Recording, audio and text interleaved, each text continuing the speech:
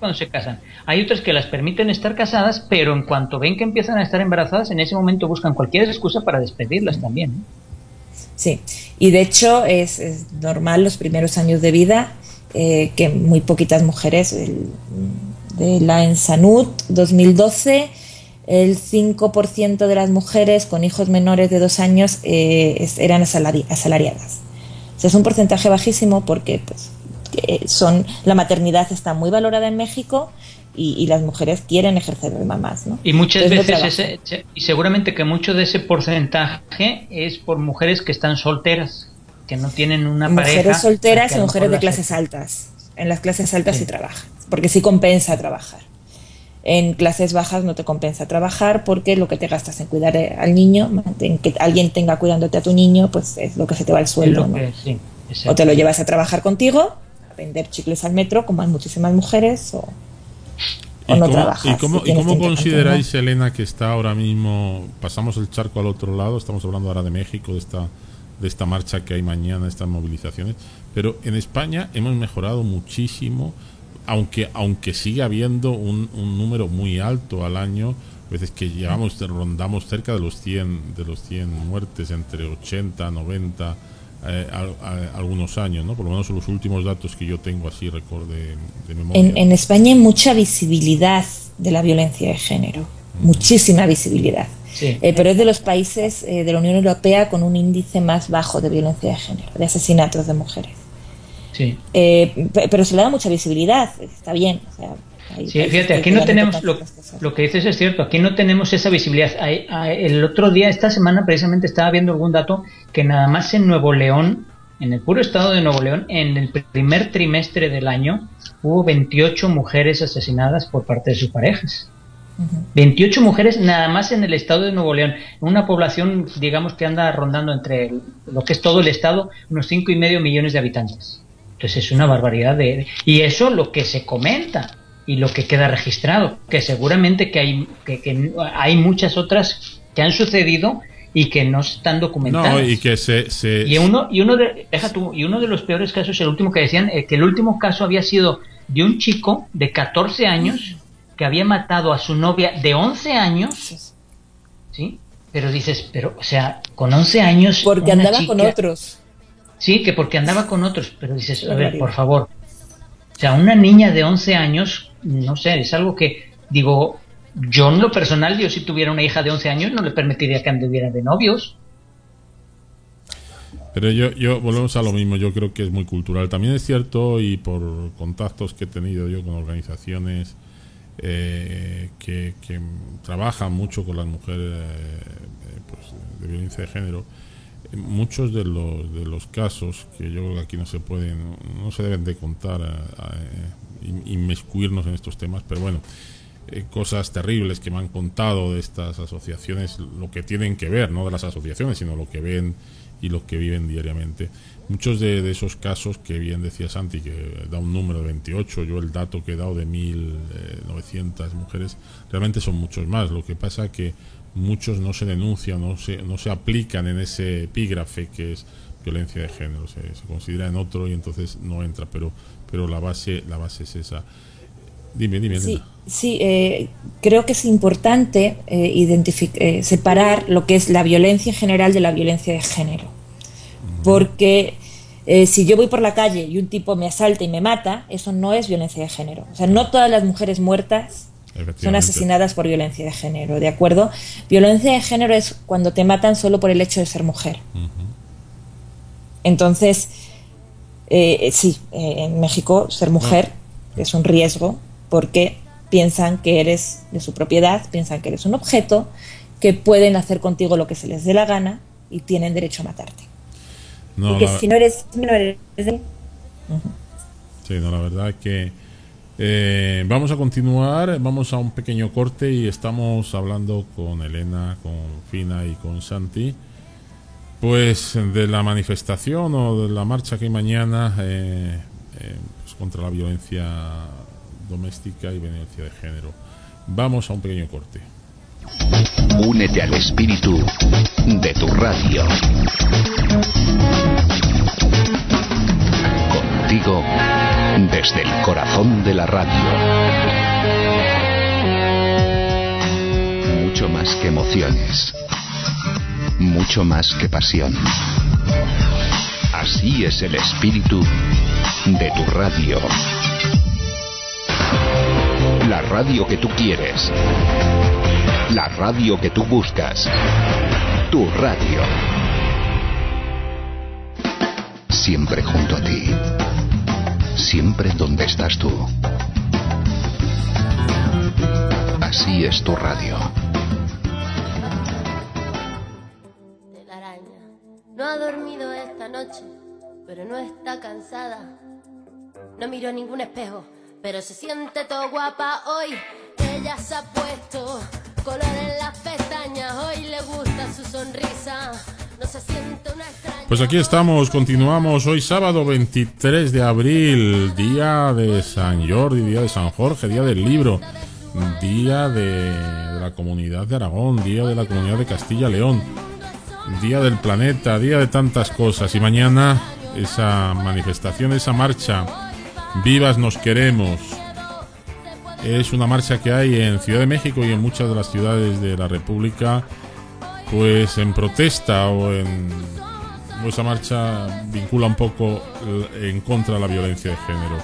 Van a salir de Catepec, en México, del Palacio Municipal, y llegarán hasta el Ángel de la Independencia en el Paseo de la Reforma. Es a las 11 de la mañana, empieza la marcha. Y bueno, todo el que pueda ir, que quiera apuntarse, nada más que tiene que empezar allí. No sé si hay algunos puntos de salida. Sí, no, una cosa importante del contingente, van muchas mujeres que han sido seriamente dañadas, muchas mujeres con miedo. Entonces el contingente se ha dividido en 3 grupos. Adelante van a ir mujeres solas, están prohibidos los hombres. Insisto, son mujeres que han sido violadas, mujeres muy dañadas, mujeres que están amenazadas de muerte. Entonces ellas van a ir delante, solo mujeres, pueden ir con sus hijos. En la mitad va a haber otro contingente de mujeres que quieran ir acompañadas de sus parejas, con hijos, familias. Ahí pueden ir hombres junto a mujeres, y hasta atrás hombres solos. Sobre todo por un tema, insisto, de seguridad. Es algo que yo he visto las discusiones que se han hecho respecto al contingente, y uno no se imagina lo que sufren muchas mujeres en esta ciudad para tener que llegar a ese punto de decir, es que ni siquiera podemos marchar con ellos, porque realmente hay mucha mujer amenazada de muerte que va a ir mañana. Claro, de hecho, y no diré más porque no es bueno decirlo ni hablar de estas cosas en el sentido de públicamente, digo, ¿no? Muchas veces, y así me lo decían, no solo temen a sus parejas, a sus maridos, sino temen a la policía, sí, que son incluso a veces hasta peor que lo que les ha sucedido. Entonces es muy difícil. Yo creo que el gobierno mexicano, yo siempre digo que hay cosas que ya están inventadas, ¿no? O sea, ya hay, como decían aquí, el hilo negro, pues ya está inventado, ¿no? Entonces, si hay algo que funciona en cualquier país del mundo, yo creo que se debe acoplar, adaptar, por supuesto, a las características, en este caso, de este país, y ponerlo en funcionamiento. España, como antes decíamos, pues, en materia de violencia, pues yo creo que está muy bien preparada, sí, para poder formar a algún gobierno, a algunas instituciones para darles esa formación, entre otras, y es fundamental tener una policía específica para que las mujeres que sufren esta violencia puedan denunciar, y sobre todo, y lo más importante, así me lo decían, de una de las principales asociaciones que hay aquí en México para la protección de mujeres maltratadas, es que se les ayude más a estas organizaciones a tener casas de acogida, porque claro, el problema, y volvemos a lo mismo, mucha mujer mexicana no denuncia porque no tiene sustento, no trabaja fuera, tiene a los hijos a su cargo y dispone de nada de dinero, por no decir, o sea, no tiene nada. Entonces sabe que depende de esta persona, de su marido, de su pareja, y no puede irse a ningún lado. Ese es el miedo que tiene, ¿no? No, que no pueden denunciar. Aquí no aplica una denuncia a no ser que llegues medio muerta. Claro. Si dices, es que me ha intentado matar, pero no te mató, algo habrás hecho, la culpa es tuya. O sea, eso lo están diciendo en las delegaciones cuando una mujer va a denunciar. Si no llegas medio muerta, la denuncia de violencia no aplica. ¿Cómo vas a ir a exponerte? O sea, una mujer rota no va a ir a exponerse a una delegación para que le digan que encima la culpa es suya. ¿Cómo me recuerda eso? Sí, y es que luego aparte les denigran más, o sea, es que sufren una denigración, las denigran más en esa delegación. Entonces ya sufrieron el maltrato, llegan allá y las vuelven a maltratar, y eso que tú decías de que algo habrás hecho, o sea, ¿cómo que vengo yo aquí todavía me vengan a decir estas personas algo habrás hecho? No, y la gente que te rodea, la gente que te rodea, la familia que te rodea, las amistades que te rodean. Inclusive otras mujeres también. A lo mejor, exacto, a lo mejor estaba bebido, a lo mejor hiciste algo, a lo mejor, vamos, que la culpa la tienes tú, no la tiene. No. Y a mí he llegado a ver un maltrato en la calle, en Coyoacán. Estábamos en Coyoacán, en una terraza, y de repente un tipo dándole una paliza a una chica, pero algo así terrible. La agarraba de los pelos, la jalaba horrible. Nos acercamos, éramos todos extranjeros, nos acercamos, los separamos, llamamos una patrulla. Y la respuesta de la patrulla fue, la chica asustadísima, por supuesto. Y la respuesta de la patrulla que, ¿para qué vamos a hacer nada si luego al final lo va a perdonar y se van a ir juntos a casa? Y se fue la patrulla. Pues yo creo que el mal endémico es un mal de fondo. Yo creo que hay que trabajar mucho. A mí me consta que aquí en toda la República hay asociaciones, por ejemplo, voy a decir una que conozco bien y sé que hacen una labor encomiable, que es Alternativas Pacíficas. Es una asociación que ayuda muchísimo, tiene casas de acogida. Es importante que la mujer, que la persona que se sienta maltratada con sus hijos, que pueda llamar a estos centros, que les van a dar todo el apoyo y toda la ayuda necesaria, bien sea desde el lugar de acogida, por supuesto, económico, incluso hacen una labor muy buena porque fabrican, de hecho las habréis probado alguna vez porque la venden la mayoría de los Oxxos y de los Seven, que son unas galletas que hacen, son galletas artesanas que hacen para autofinanciarse, ¿no? Y las hacen estas mujeres que están en estas casas de acogida con los niños. Y es un poco la forma de ganarse la vida y darles un trabajo para que ellas también se sientan valoradas y tengan esa independencia para un poquito más adelante, a lo mejor ya ganando lo suficiente, poder pues al rentar una casa, irse con los hijos y tal. Yo sé que las comparaciones son odiosas, pero en España existe una policía específica para la violencia de género. Hay unos juzgados, una parte de la judicatura española está muy sensibilizada con esto. Hay un trato especial en los propios hospitales. Cuando una mujer va con síntomas de haber sido agredida, tiene un tratamiento especial.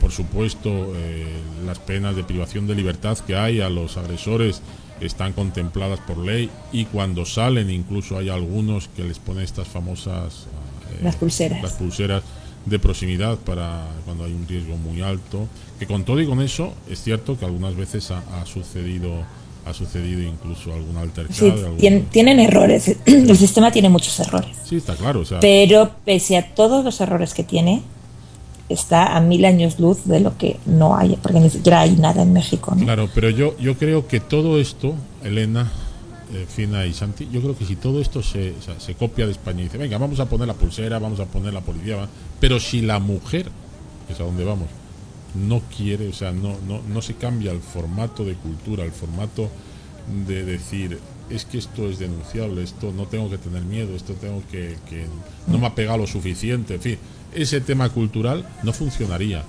Pero es que además el problema que hay en México es ya pegarte es lo último, ¿no? Pegarte físicamente, matarte es lo último.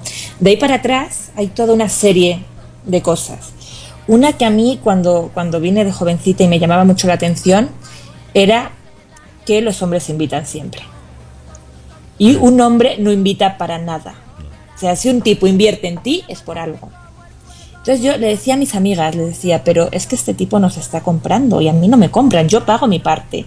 Y decían, no, es el precio que tiene que pagar por salir con 3 chicas bonitas e inteligentes. Decían, no, o sea, nadie tiene que pagar por salir conmigo.